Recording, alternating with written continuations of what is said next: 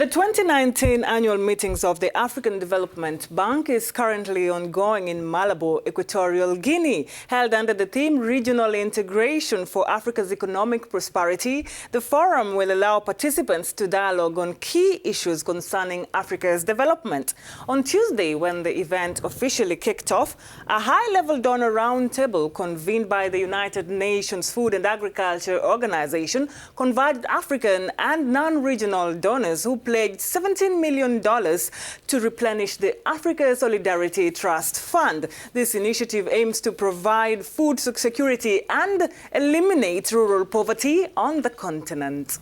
Effectivement, Lynette, si ce fonds de solidarité This Solidarity Fund is, if established, will transform the lives of millions of vulnerable people in the African continent.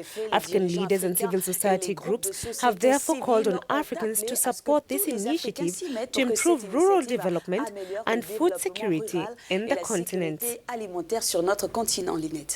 Africanews journalist Michael Dibier was able to speak to Ebrima Fall, AFDB country director in Nigeria. He asked him the role of the bank in ensuring regional integration for Africa's economic development. This is what he said.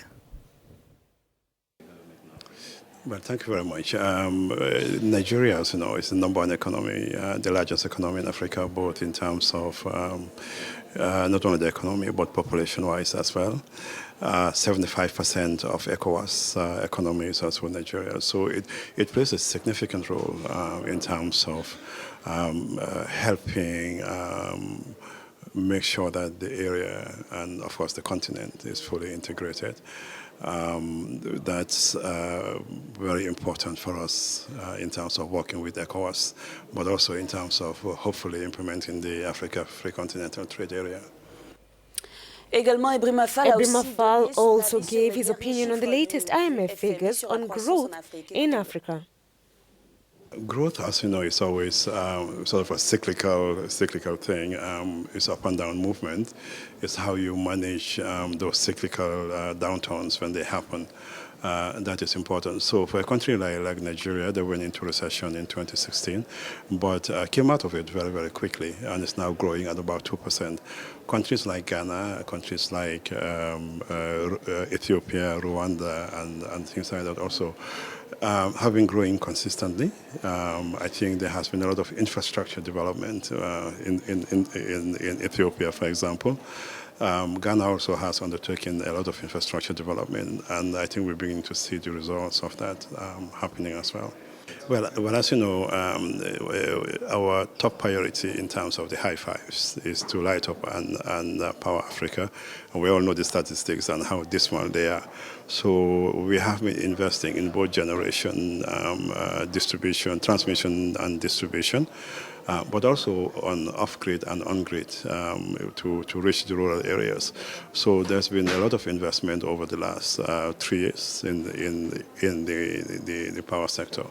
And our target is to make sure that most of the rural areas have access to electricity within the next 7 years.